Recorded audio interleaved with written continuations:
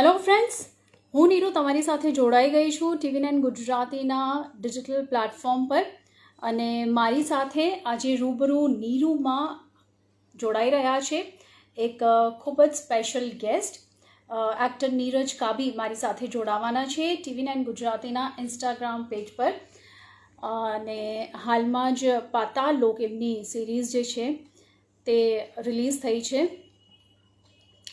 Actor Neeraj काबी अपनी साथे जोड़ावाना छे. थोड़ी ज वारमां बहु बधी रिक्वेस्ट आवी रही छे लाइव माटे, पण हाल जे लाइव छे नीरज काबी साथे छे. हूँ वेट करी रही छूँ, थोड़ी वारमां ज अपनी साथे जोड़ाशे. हूँ तमने जणावी दऊं, हालमां ज एमनी वेब सीरीज पाताल लोक लॉन्च थई छे अने खूब सारो रिस्पोन्स मळी रह्यो छे लोकोनो. संजीव मेहरानो किरदार एमने भजव्यो छे. नीरज काबी अपनी साथे अत्यारे जोड़ावाना छे. बहु बधी फिल्मोमां पण एमने काम करेलुं छे. तमाम लोको अत्यारे जोड़ाई गया छे मारी साथे लाइव. हूँ राह जोई रही छूं. नीरज काबी अत्यारे मारी साथे जोड़ावाना छे. तो जे रिक्वेस्ट आवानी छे रिक्वेस्ट नहीं आवी. नीरज काबीनी हूँ राह जोई रही छूं. तलवार फिल्मनी बात करिए तो तलवार माए हता. हाल में एमने संजीव मेहरानो किरदार भजव्यो छे. पाताल लोक वेब सीरीज में मीडिया टाइकूननो रोल एमने भजव्यो छे. અને સાથે જ હું આપને જણાવી દઉં કે તલવાર, હિચકી જેવી કેટલીય ફિલ્મોમાં એમને કામ કરેલું છે. ખાસ કરીને થિયેટરમાં એમની એક અલગ જ ઓળખ છે. નાટકોની વાત કરીએ તો નાટકોમાં એમની એક અલગ જ ઓળખ છે.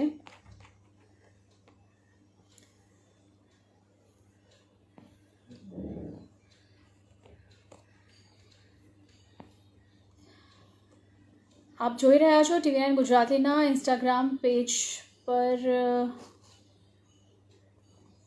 રૂબરૂ નીરુ અને મારી સાથે અત્યારે જોડાવાના છે ખૂબ જ વિશેષ મહેમાન નીરજ કાબી, જે હાલમાં જ એમની વેબ સિરીઝ પાતાળ લોક લોન્ચ થઈ છે.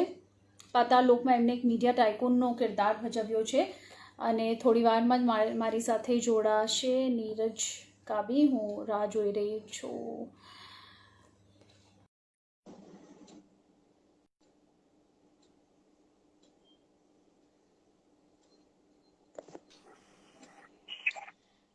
Hello Neeraj ji, hi. कैसे हैं आप? बहुत बढ़िया, बहुत बढ़िया. Welcome to TV9. Thank you. सबसे पहले तो आपको ढेरों शुभकामनाएं, ढेरों बधाई पाताल लोक की सफलता के लिए. शुक्रिया. आपके फैंस, फ्रेंड्स, फैमिली की बात करें तो कैसा रिस्पांस आपको मिल रहा है सबकी तरफ से? बहुत बढ़िया, बहुत ही एनकरेजिंग रिस्पांस है. कई दिनों से ये रिस्पॉन्सेज आ रहे हैं. बड़ा अच्छा लग रहा है. फेसबुक पर, व्हाट्सएप पर लोग कॉल कर रहे हैं. अलग अलग प्रांतों से लोग कॉल कर रहे हैं. अलग अलग देशों से लोग कॉल कर रहे हैं. तो बड़ा अच्छा लग रहा है ये. अमेजिंग. लेकिन आपका जो किरदार था मीडिया टाइकून संजीव मेहरा का, आपने जो किरदार निभाया है वाकई काबिले तारीफ है और आपकी फैन फॉलोइंग और ज्यादा बढ़ती जा रही है. सबसे स्पेशल कमेंट की बात करें तो आपको किससे मिला है? स्पेशल तो मैं नहीं कहूंगा, सारे कमेंट्स बहुत ही स्पेशल है मेरे लिए. जो कुछ भी कह रहा है. और इंडस्ट्री के लोग भी फोन कर रहे हैं, कॉल कर रहे हैं, मैसेज कर रहे हैं. तो वैसे कोई खास स्पेशल मैसेज तो मैं नहीं कह सकता हूँ, लेकिन बहुत ही सुंदर मैसेजेस आए हैं. Very heart warming. लोगों ने दिल से कहा है जो भी कहा है, और बड़ा अच्छा लगता है. एब्सोल्युटली, ये उपलब्धि अपने आप में खूब बहुत ही स्पेशल मानी जा सकती है. एक और बात है कि लोग इस बार मतलब पहले तो लोग हमेशा कहते थे वेरी गुड, कांग्रेचुलेशंस वगैरह. अब ऐसी बात नहीं है. अब लोग मेरे ख्याल से सोशल मीडिया में इतना जाने लग गए लोग कि अब थोड़ा बहुत जो एक अपनापन होता है उसके साथ लोग आपको मैसेज करते हैं. तहे दिल से बोलते हैं. और जो बुजुर्ग है वो आपको तहे दिल से आशीर्वाद भी देते हैं कि आप बहुत आगे बढ़ो, इंडस्ट्री के सबसे बड़े एक्टर बन जाओ, वगैरह वगैरह वगैरह. बड़ा अच्छा लगता है सब पढ़कर जी, क्योंकि उनको कला की कद्र है, कलाकार की कद्र है. अभी इन दिनों जो एक क्लोजनेस आ गई है कलाकारों से सोशल मीडिया पर, वो रूबरू हो रहे हैं, बातचीत कर पाते हैं, वो एक बहुत बड़ी बात है. बहुत बड़ी बात है. और आजकल ऑडियंसेस भी हमारी बदल रही है. लोग अब इसके तरफ भी थोड़ा सा इनका रुझाव है कि कलाकार को देखें, एक्टिंग देखें, क्राफ्ट को देखें, अच्छी पिक्चरें देखें, अच्छी स्क्रिप्ट्स देखें, अच्छी फिल्में देखें। तो ये दौर अब चल रहा है काफी, मतलब अभी मेरे ख्याल से मैं तो कहूंगा 2-3 साल से ये दौर चल रहा है। तो ये बड़ा अच्छा वक्त है कंटेंट ड्रिवन, अगर हम कुछ दिखाएं ऑडियंसेस को तो बहुत लोग हैं जो ये देखना चाहेंगे। एब्सोल्युटली, बहुत बारीकी से परखने लगे हैं अभी दर्शक जी जी। फिल्मों को, कंटेंट को। संजीव मेहरा का जो आपने किरदार निभाया उसकी बात करें तो जो किरदार का हैंगओवर रहता है उससे निकलने में आपको कितना वक्त लगा?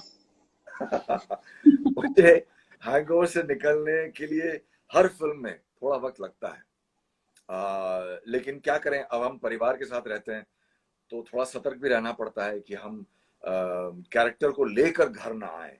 ये एक बहुत अहम चीज है एक्टर के लिए, कलाकार के लिए, कि आप जो काम करते हैं वो सेट पर है, आप उस काम को घर नहीं ला सकते हैं, उस किरदार को आप घर नहीं ला सकते हैं। आप नीरज कभी घर आएगा, संजीव मेरा घर नहीं आ सकता है। तो ये थोड़ा सा वक्त लगता है, लेकिन ट्रेनिंग के साथ जितना आप ट्रेन करेंगे अपने आप को एक कलाकार के तौर पर, एक एक्टर के तौर पर, तो धीरे धीरे आपको बात समझ में आ जाएगी कि आप कैसे एक किरदार से आप कैसे बाहर निकलते हैं और अपनी निजी जिंदगी में आप बहुत ही आसानी से आप घुस जाते हैं। आपके अलग अलग फिल्मों की बात करें या आपके थिएटर प्लेस की बात करें, किसी भी किरदार से निकलने में अमूमन आप क्या करते हैं किरदार से बाहर निकलने के लिए? क्या आपको कुछ खास करना पड़ता है? क्योंकि खास करके आपके थिएटर प्लेस की बात करें तो जो एक उसमें हाँ, बहुत ज्यादा जो डेडिकेशन रहता है, yes, किस yes। तरह से आप निकलते हैं उससे बाहर? सही कहा आपने, जो थिएटर में जो हम लोग करते हैं काम, जो कैरेक्टराइजेशन हम लोग करते हैं या किरदार को निभाते हैं, उसमें काफी गहराई, सॉरी, हमें जाना पड़ता है। और काफी वक्त तक, एक नाटक 2 घंटे का होता है या 1.5 घंटे के होते हैं ये नाटक जो भी हम करते हैं, और तब तक आपको इसमें रहना पड़ता है, इस किरदार में। और जाने के बाद आपको ये भी पता है कि अगला शो अब एक एक घंटे के बाद है, जो हम रात को करते हैं, और दूसरे दिन भी वही शो है। तो अब लगातार उस किरदार में रहते हैं काफी वक्त तक, और एक लीनियर प्रोग्रेशन है। सिनेमा में वैसा नहीं है। सिनेमा में आप अगर सीन्स करते हो उसके बाद आपको एक ब्रेक मिलता है, फिर आप आसानी से अपनी निजी जिंदगी में आ सकते हैं। कई बार एक आध दिन के मतलब गैप्स होते हैं हमारे शूट के दौरान। नाटक में ऐसा नहीं होता, एक रेगुलर एक नाटक का जो दौर चढ़ता है वो चलता रहता है। वहां से निकलने के लिए अलग अलग तरीके के टेक्निक्स हैं, जो मैं इस वक्त तो डिस्कस नहीं कर सकता हूँ क्योंकि नहीं तो ये एक्टिंग क्लास की तरह हो जाएगी।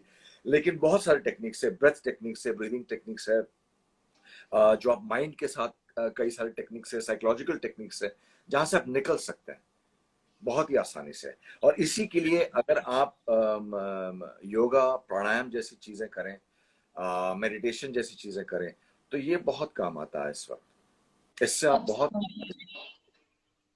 आपके लिए कहा जाता है कि आप self taught actor, director, trainer है। आप खुद को कैसे देखते हैं मैं भी ऐसे ही देखता हूँ अपने आप को। मैंने अलग कहीं अलग किरदारों में? किस तरह से आप टैकल करते हैं?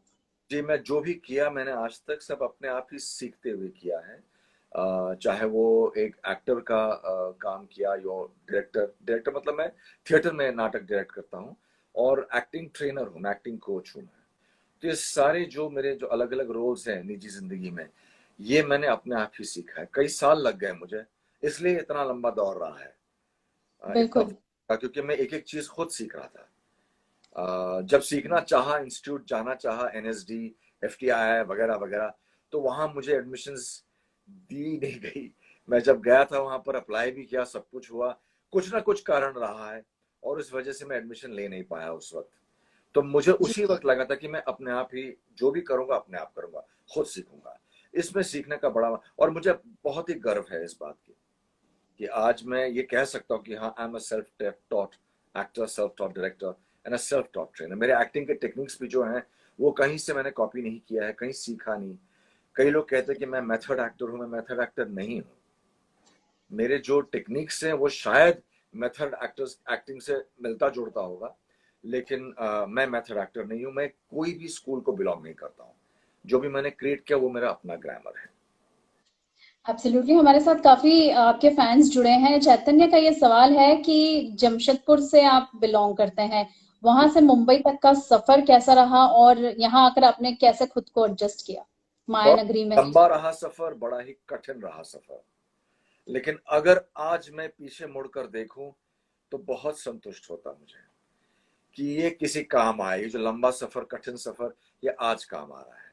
और मेरे ख्याल से मैं ये नहीं कहूंगा कि मैंने बहुत लेट एंट्री की यहाँ या बहुत देर से आया, क्योंकि मैं जब आया था मैं उस वक्त 42 का था, 42 साल का था। उस वक्त मुझे लगता था कि हाँ बहुत लेट हो गया, बहुत देर कर दी मैंने यहाँ आने में, या मुझे बहुत वक्त लगा जब तक मुझे काम मिले। लेकिन आज मैं ये कह सकता हूँ कि नहीं, मैं सही वक्त पे आया। अगर मैं 42 का नहीं होता और इससे कम उम्र का होता तो शायद मैं इस तरह के किरदार निभा नहीं पाता।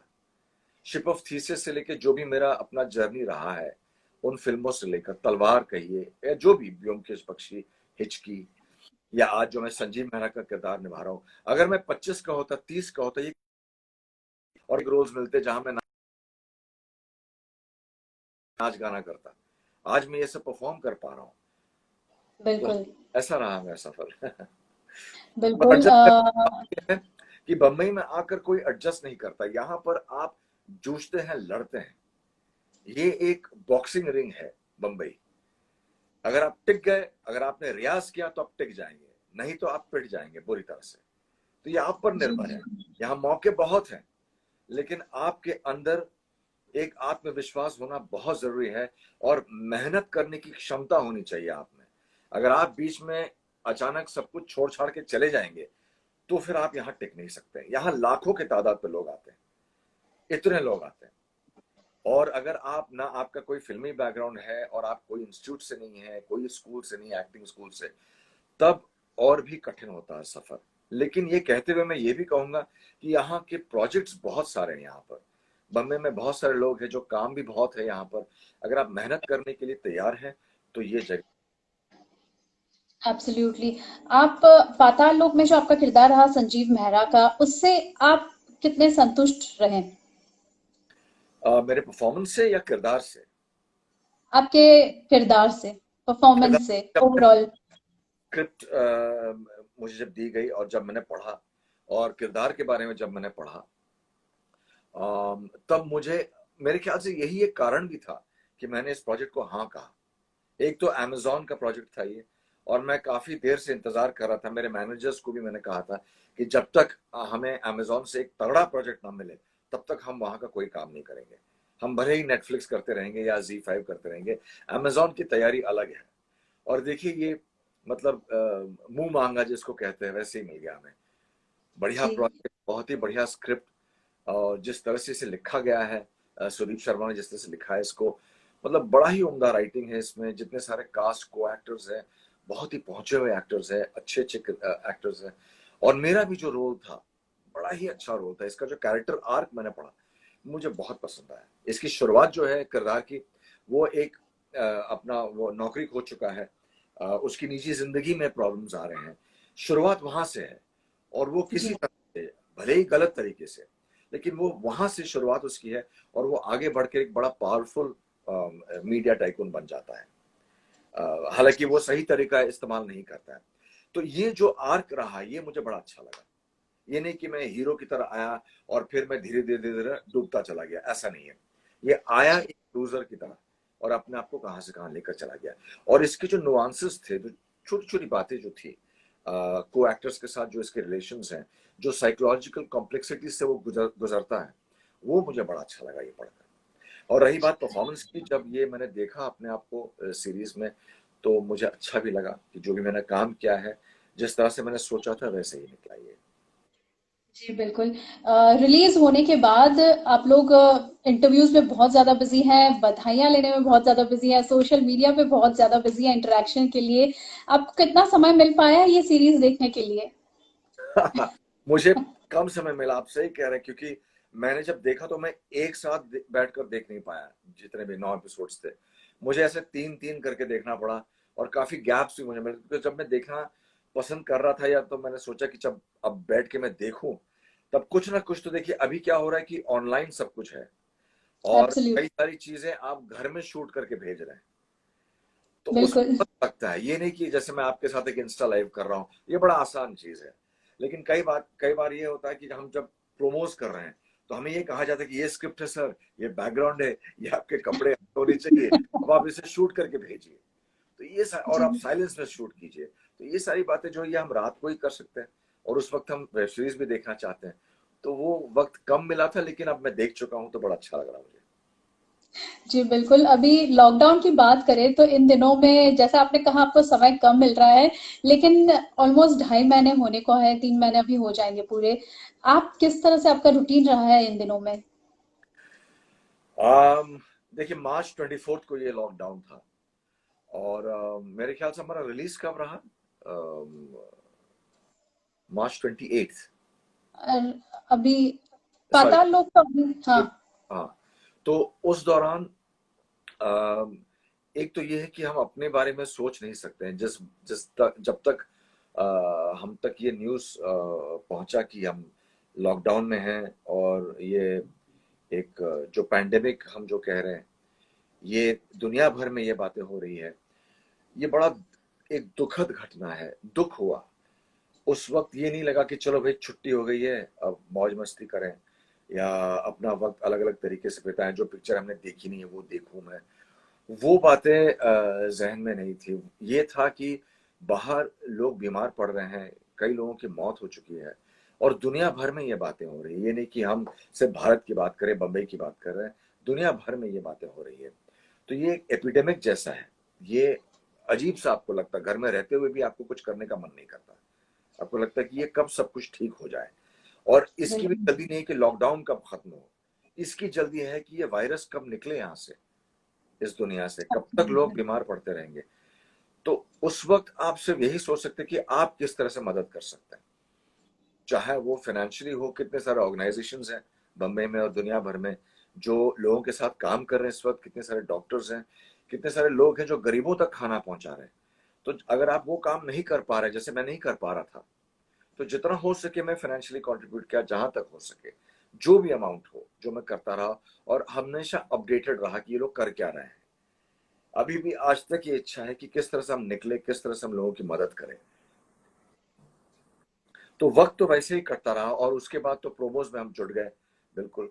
एक और चीज है, लॉकडाउन के दौरान मुझे लगता है कि आपको सोचने का मौका मिलता है, आप किस तरह से अब जीना चाहते हैं, क्योंकि हमने जो कुछ भी किया है अपने साथ, जिंदगी के साथ, एनवायरनमेंट के साथ, अब हमें सोचने का मौका दिया जा रहा है कि अब हम किस तरह से जीना चाहेंगे।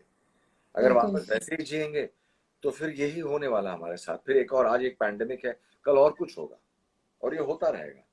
तो ये एक वक्त है सोचने एब्सोल्युटली। का, और ये सोचने का मौका भी बहुत मिला है। जी बिल्कुल सही बात कही है आपने। आपके काफी फैंस जुड़ रहे हैं जो सवाल पूछ रहे हैं आपके आने वाले प्रोजेक्ट्स को लेकर। अभी 3-4 बैक टू बैक सवाल आ गए। फ्यूचर प्रोजेक्ट्स कौन से हैं आपके? मेरे एक मेरा एक मेरी एक हिंदी फीचर फिल्म है, जो मैं एक लीडिंग एक्ट्रेस के साथ कर रहा हूं। अब मैं ज्यादा कुछ डिस्क्लोज नहीं कर सकता हूँ।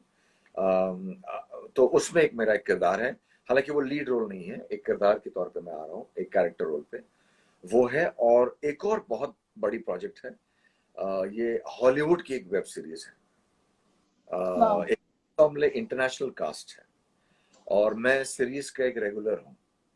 हम 5 लोग हैं दुनिया भर में, इंटरनेशनल एक्टर्स, हम 5 इस सीरीज के रेगुलर हैं। अब इसके अलावा और मैं कुछ नहीं कह सकता हूँ, और बहुत ही दमदार किरदार दिया गया है। तो तो ये बहुत मैं जल्द हम आपको करना देख कर सकते हैं। दिया है ऑलरेडी। हम जैन फेब में हम बाहर शूट भी कर रहे थे इसे, मतलब इंडिया में ही कर रहे थे, और ये लॉकडाउन के बाद वापस इसको हम रिज्यूम करेंगे। जी बिल्कुल। अभी फिल्म इंडस्ट्री की ओवरऑल बात की जाए तो बहुत बड़ा नुकसान झेलना पड़ा है इस लॉकडाउन की वजह से। आप किस तरह से देखते हैं ये पूरी सिचुएशन को? आपका रिएक्शन इस पर क्या है? मेरे ख्याल से जितने भी इंडस्ट्रीज हैं, नॉट ओनली फिल्म इंडस्ट्री, आप एविएशन इंडस्ट्री की बात करें, बैंकिंग, जितना भी आप देखें, सभी को ये झटका लगा है। तो हम बस जूझ रहे हैं इसके साथ। फिल्म इंडस्ट्री को भी लगा है झटका, काफी लोगों को लॉसेस हुए हैं। हमारे इंडस्ट्री में कितने लोग हैं जो डेली वेज अर्नर्स रहे हैं, उनको एब्सोल्युटली। बहुत बड़ा नुकसान हुआ है।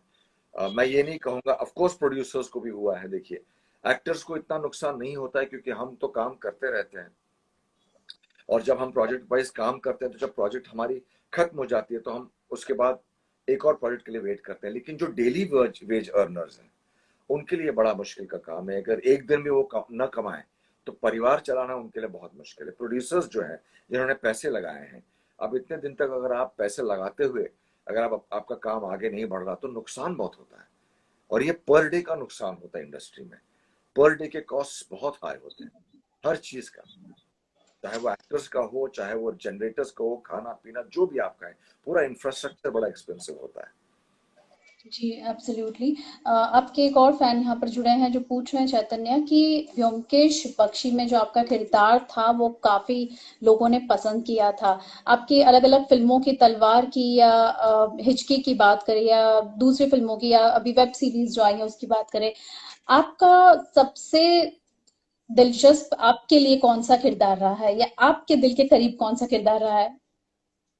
सारे सारे के सारे मुझे किरदार। पता था यही जवाब होगा अभी आपका, लेकिन फिर भी किसी ऐसे किरदार के साथ कोई ऐसा स्पेशल एक्सपीरियंस। देखिए, जब मैंने शिप ऑफ थीसिस किया था, मेरा जो पहला फिल्म है, उस वक्त मुझे बड़ा अच्छा लगा था उस किरदार को जब मैं निभा रहा था। वो एक मंक साधु का किरदार था और उसमें मुझे एक अजीब सा फिजिकल ट्रांसफॉर्मेशन करना पड़ा, काफी वजन घटाना पड़ा। तो वो जी। मेरे दिल के बहुत करीब है, क्योंकि वो मेरा पहला काम था इंडस्ट्री में। और चूंकि उसके लिए इतना मुझे इतनी कठिनाइयों से जूझना पड़ा उस वक्त ये किरदार करते हुए, तो जाहिर बात है कि ये किरदार हमेशा दिल के करीब है। बिल्कुल उसके उसमें बाद जो ये कुछ भी मैंने किया है, वो सारे जितने भी किरदार है, मैं सबसे मोहब्बत करता हूँ, बहुत प्यार करता हूँ। मैं एक एक किरदार को मैं खुद भी देखता रहता हूँ कई बार, अपने ही जो सीन्स है, अपनी जो फिल्में हैं, कई बार मैं कुछ सीन्स जो मुझे अच्छे लगे वो मैं देखते रहता हूँ। और वो इसलिए नहीं देखता हूँ कि मैंने अपने आप को ये बताने के लिए कि मैंने अच्छा काम किया, मैं इसलिए देखता हूँ कि सीखने के लिए। मैं अपने आप से भी सीखते रहता हूँ बहुत कुछ। और मुझे लगता है कि कलाकार की एक खासियत होनी चाहिए कि वो हमेशा दूसरों के काम को लेकर ना सीखें, खुद का भी जो है उसे नकारना मुझे लगता है गलत है। जब हम कहते हैं कि नहीं भाई मेरा काम छोड़ो, मेरा तो ऐसे ही काम है, नहीं, आप खुद को भी एक सेल्फ रिस्पेक्ट दे सकते हैं, आप अपना भी काम देख सकते हैं, ईगो के साथ नहीं। एक स्टूडेंट के तौर पे आप देख सकते हैं कि चलो मैंने ये काम किए हैं, मेरा ग्राफ कैसा रहा जब मैंने शिप ऑफ थीसिस किया या ब्योमकेश किया, उसके बाद हिचकी वगैरह वगैरह, तो ये ग्राफ कैसा रहा और किस तरह से मैं, तो ये है। लेकिन शिप ऑफ थीसिस का जी जो है बिल्कुल। वो एक पसंदीदा किरदार है मेरा। जी बिल्कुल, देवराज दत्ता हमारे साथ है। वो पूछ रहे हैं how do you develop the psychological domains while preparing for the characters you play?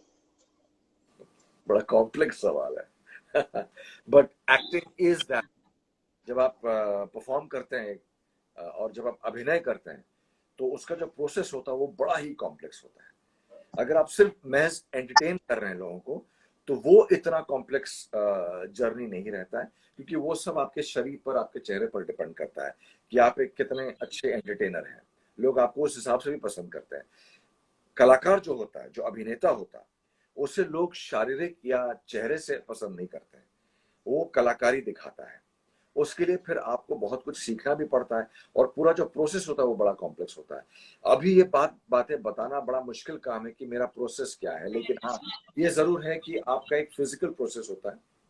और फिजिकल का मतलब ये होता है कि आप एक रिजीम बनाते हैं, रूटीन बनाते हैं। जब भी मैं किरदार करता हूँ, एक मेरा रूटीन बनता है कि मैं ये जो फिजिकल ट्रेनिंग है ये मैं रोजाना करूंगा। जैसे कि एक मार्शल आर्ट टेक्निक होता है, या तो मैंने कड़वी पैट ले लिया, योगा के कुछ आसन होते हैं, क्लासिकल डांस की कुछ मुद्राएं वगैरह होती हैं। आप ये सब मिलाकर जोड़कर एक आप रूटीन बनाते हैं और आप कहते हैं कि रोज सुबह उठकर मैं 5 बजे या 6 बजे या 4 बजे ये रियाज मैं रोज करूंगा। इससे क्या होता है कि आप एक फिजिकल इंटेलिजेंस डेवलप करते हैं बॉडी में। उसके बाद आप एक इमोशनल ट्रेनिंग करते हैं किरदार के लिए, फिर एक साइकोलॉजिकल ट्रेनिंग करते हैं। और ये तमाम बातें जो है ये आपको पढ़ना पड़ता है, किरदार के बारे में जानना पड़ता है, स्क्रिप्ट पढ़नी पड़ती है, एक एक शब्द स्क्रिप्ट से आप लेते हैं, उस पर आप काम करते हैं और धीरे धीरे करके आप पूरा एक जो किरदार है वो आप क्रिएट करने, एक शिल्पकार जैसे क्रिएट करता है वैसे आप क्रिएट करते हैं उस ढांचे को। और उस ढांचे में आप अपने आप को डाल देते हैं और अपने आप को हल्का सा दूर कर देते हैं। तो नीरज दूर हो जाता जब वो संजीव मेहरा परफॉर्म कर रहा है। हालांकि नीरज का रहना वहां बड़ा जरूरी है, नीरज मौजूद होगा, ये जरूर, ये जरूरी है। नीरज की मौजूदगी के बगैर आप किरदार को नहीं निभा पाएंगे।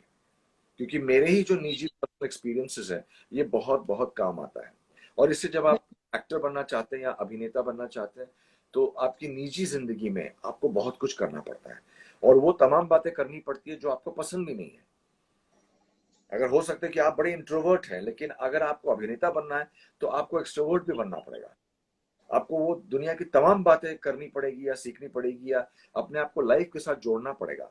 और यही एक्सपीरियंसेस आप लाते हैं पर्दे पर। पढ़ाई बहुत करनी पड़ती है। जी, जी, एब्सोल्युटली। अभी आप एक ट्रेनर भी है। बात करें युवा, अभी की जो युवा पीढ़ी है, उनमें आपको कितना संयम या कितना पेशेंस देखने मिलता है कुछ नई चीज सीखने के लिए? क्योंकि आजकल सबको सब कुछ एकदम झटपट चाहिए। अगर आप पेशेंस की बात करें या संयम की बात करें तो कम है थोड़ा सा, अनफॉर्चुनेटली, प्रेजेंट जनरेशन में। लेकिन अगर मैं अपनी बात करूं तो मेरे ख्याल से मैं थोड़ा सा फॉर्चुनेट हूं, लकी हूं उस हिसाब से, क्योंकि मैं खुद परफॉर्म भी करता हूं। तो जो लोग आते हैं मेरे वर्कशॉप्स में वो मेरा काम लगातार देख रहे हैं। उस वजह से जब वो वर्कशॉप करने आते हैं मेरे साथ, मेरे कुछ 12 दिन के वर्कशॉप्स होते हैं, तो उस वक्त उनका पेशेंस का जो लेवल है वो बड़ा हाई रहता है। मेरे ख्याल से जाहिर है इस वजह से भी क्योंकि वो काम देखते आ रहे हैं। और जब देखते आ रहे हैं उनको ये भी पता है कि वो एक एक्टर, परफॉर्मर, ट्रेनर के साथ खड़े हैं। ये नहीं कि मैं सिर्फ टीचर हूं। अगर मैं सिर्फ टीचर रहता तो शायद उनका पेशेंस लेवल कम होता, उनको शायद लगता कि बस भैया बहुत हो गया, इतना मैं नहीं कर सकता हूँ। लेकिन जब आप परफॉर्म भी करते हैं तो आपका काम जब लोग देखते हैं तो वो खुद अपने आप ही सीरियस हो जाते हैं और बहुत ही पेशेंस के साथ जितने भी होमवर्क मैं देता हूँ सब कुछ देता हूँ, सब कुछ करके लाते हैं। तो मुझे तो बड़े पसंद है, मेरे भी जितने भी स्टूडेंट्स आते हैं मुझे बहुत ही अच्छे लगते हैं, बहुत ही पेशेंस के साथ काम करते हैं और थकते नहीं। हम 3 घंटा रोजाना करते हैं, बिल्कुल नहीं थकते। हमारे पास वहां कुर्सी वगैरह हम नहीं रखते, लगातार आपको काम करना है 3 घंटे तक। उसमें फिजिकल ट्रेनिंग होता है, फिजिकल काम होता है, इमोशनल काम होता है और लोग करते रहते हैं पूरी पेशेंस के साथ। उनको एक और बात भी समझ में आती है कि अगर आप सिर्फ जिम जाएं और आप सिर्फ चेहरे पर काम करें या सिर्फ फोटोग्राफ लेके ऑडिशन तक जाएं तो कुछ भी नहीं होगा आपका। और ये बात मेरे ख्याल से खासकर बम्बई में लोग समझ चुके हैं।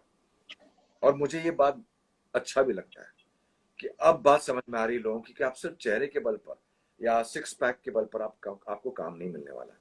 आपको टेक्निक चाहिए, क्राफ्ट चाहिए, वर्कशॉप्स करनी पड़ेगी आपको। ये जरूरी बात है। विदाउट टेक्निक, विदाउट क्राफ्ट आप आगे नहीं बढ़ पाएंगे। तो ये समझने के बाद लोग काफी सीरियस हो चुके हैं, लोग काम भी कर रहे हैं, मेहनत कर रहे हैं। एब्सोल्युटली। अभी ये लॉकडाउन में पूरी तरह से जब काम ठप है फिल्म इंडस्ट्री की बात करें, तो यंग जनरेशन के जो नए कलाकार हैं, जिन्होंने हाल ही में काम शुरू किया है या छोटे मोटे प्रोजेक्ट्स के साथ, वो अपनी एक्टिंग स्किल्स को कैसे कंटिन्यू कर सकते हैं? अभी हमारे साथ एक जन जुड़े थे, व्यूवर, उनका ये सवाल है कि लॉकडाउन में किस तरह से अपनी एक्टिंग स्किल्स को पॉलिश करते रहे वो। अगर आपने कहीं सीखा नहीं है, किसी स्कूल में नहीं गए एज एन एक्टर, या तो आपने वर्कशॉप्स कुछ किया नहीं है, तो मेरा ये कहना होगा अभी तुरंत जितना हो सके आप नाटक पढ़िए, जितना हो सके, और लिटरेचर पढ़िए। जब आप नाटक पढ़ते हैं तो आपको स्क्रिप्ट समझ में आती है, किरदार समझ में आते हैं, डायलॉग समझ में आते हैं। ये बहुत अहम चीज है, फाउंडेशन है थिएटर। तो नाटक पढ़ना बहुत ही जरूरी है। और लिटरेचर पढ़िए, अलग अलग जो राइटर्स हैं, नॉवेल्स वगैरह हैं वो पढ़िए। जी। प्रेमचंद पढ़िए, बादल सरकार पढ़िए, बहुत सारे, निर्मल वर्मा पढ़िए, बहुत सारे राइटर्स हैं। तो सभी को आप पढ़िए, जितना पढ़ेंगे उतना ही आपको एक ज्ञान होगा कि अगर आप एक्टर हैं तो आपको जब स्क्रिप्ट दी जाती है या लाइंस दिए जाते हैं तो उसे हम पढ़ते कैसे हैं, उसका मतलब क्या होता है, शब्दों का मतलब क्या होता है, ये बात आपको समझ में आएगी। लॉकडाउन पीरियड में आप यही कर सकते हैं, इसके अलावा आप कुछ नहीं कर सकते। और अगर आप चाहें तो निजी जिंदगी के बारे में लिखिए, आपके जो पर्सनल जी। एक्सपीरियंसेस हैं या रहे हैं उसको लिखिए, डायरी एक बनाइए और लिखिए। ये जो निजी एक्सपीरियंसेस है ये बहुत काम आते हैं, बहुत। जी, एब्सोल्युटली। साखालिन इंटरनेशनल फिल्म फेस्टिवल की तरफ से भी आपको अवार्ड मिला था। एक सेल्फ टॉट एक्टर के लिए कितनी बड़ी उपलब्धि होती है? बहुत बड़ी। ना सिर्फ आप अपने लिए, लेकिन दूसरों के लिए और जो कमिंग जनरेशन है उसके भी लिए। क्योंकि सखालिन फिल्म फेस्टिवल रशिया में वो करते हैं और राइट। इंटरनेशनल फिल्म फेस्टिवल है जहां आप इंटरनेशनल एक्टर्स के साथ compete कर रहे हैं। हालांकि इतने सारे फिल्म्स होते नहीं है, Sakhalin is not a very big festival, लेकिन फिर भी इट्स एन इंटरनेशनल फेस्टिवल। तो जब आप वहां राइट। जाते हैं और एक अवार्ड जीत कर आते हैं एज बेस्ट एक्टर, तो खुशी के अलावा मेरे ख्याल से खुशी तो बहुत ही छोटा शब्द कहूंगा मैं, आपको ऐसा लगता है कि आपने जो जर्नी तय किया अब तक, वो कहीं ना कहीं आपको वो सफलता दिखाई देती है, और आपको लगता है कि अब ये सही रास्ता है, अब और आगे बढ़ो, मैं और मेहनत करूं और क्रिएट करूं और सीखूं, और अपना जो मैं काम कर रहा हूं, अपनी जो कलाकारी है, इसको एक अलग दर्जे तक लेकर जाऊं। और ये बात आगे आने वाली जनरेशन जो भी है, उनको भी मेरे ख्याल से एक तरह का क्या कहूंगा मैं, एनकरेजमेंट, वो प्रोत्साहित होते हैं। उनको लगता है कि हाँ, एक फ्यूचर है, अगर भी मैं एनएसडी का नहीं हूँ या एफटीआई का नहीं हूँ, जो एक्टिंग स्कूल्स हैं, या फिल्मी बैकग्राउंड मेरी नहीं है, फिर भी मैं कुछ ना कुछ कर सकता हूँ अगर मैंने जी मेहनत। बिल्कुल, डिमोरलाइज हो जाते हैं कई बच्चे जो हैं उनको एडमिशन नहीं मिलने पर इन एक्टिंग स्कूल्स में। की। जुनून बहुत जरूरी है, पागलपन नहीं, जुनून। और जुनून का बिल्कुल। मतलब ये नहीं कि सिर्फ गर्म खून, कि आपको जो कहा जाए आप बिल्डिंग से कूद पड़ेंगे या समंदर में कूद, ये जुनून नहीं है। जुनून संयमता के साथ आपको काम करना, युक्ति के साथ, विद विजडम, धीरे धीरे रोजाना एक रेगुलर रियाज, ट्रेनिंग, इसको जुनून कहते हैं। आप बीमार हो, थके हुए हो, कुछ भी हो, आपका रियाज बंद नहीं होना चाहिए, इसको जुनून कहते हैं। जिंदगी के साथ मोहब्बत कीजिए, प्यार कीजिए जिंदगी से, जिंदगी को करीबी से देखिए। अब जो हो रहा है, टीवी न्यूज देखिए, पिक्चरें मत देखिए बैठकर, या ऐसे ही कोई हंसी मजाक के शोज है उसको वो तो देखिए अगर आपको एंटरटेन करना है तो, लेकिन ज्यादातर हो सके तो आप दुनिया को देखिए, अब जो हो रहा है उसके बारे में सीखिए। और टेलीविजन एक बहुत ही चीज, अगर आप सही तरीके से इसका इस्तेमाल कर पाए तो ये एक जी जरिया बिल्कुल। है जहां आप दुनिया को देख सकते हैं। तो जितने आप सीखेंगे दुनिया के बारे में, उतना आपके लिए ही वो बढ़िया होगा और अच्छा होगा। जी, बहुत ही सुंदर बात आपने कही है ये, और लोगों को सिर्फ सुनना नहीं है, इस पर अमल करें तो उनके लिए ही फायदा है, बहुत ही ज़रूरी है। जाते-जाते मैं आपसे ये पूछना चाहूँगी, आप जमशेदपुर से बिलॉन्ग करते हैं, आपकी जन्मभूमि है, काफ़ी जमशेदपुर के लोग भी हमारे साथ शो में जुड़े हैं और कई बार उन्होंने जमशेदपुर को लेकर कमेंट भी किया।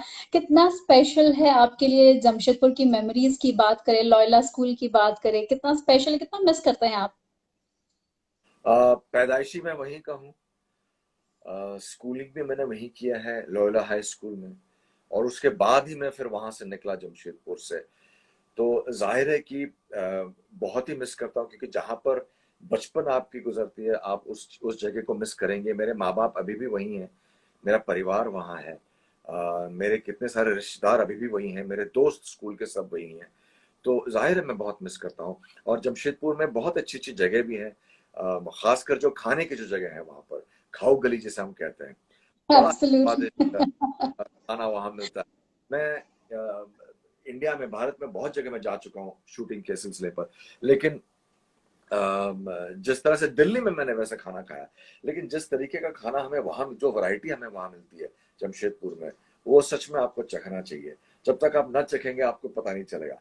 तो ये खाना, खान पान वहां का बड़ा अच्छा है। हवा पानी, शुद्ध पानी वहां है, वहां आपको कंटेमिनेटेड वाटर बिल्कुल नहीं है वहां पर। टाटाज वहां पर एक इतनी बड़ी कंपनी जी। वहां पर है। जुबली पार्क जो मैं बहुत ही बेहद मिस करता हूँ, जुबली पार्क एक बहुत ही बड़ा पार्क है वहां पर, टाटाज ने इसे बनाया है। और जी, वहां बिल्कुल, पे मैं गई हूँ जुबली पार्क। जी, बिल्कुल।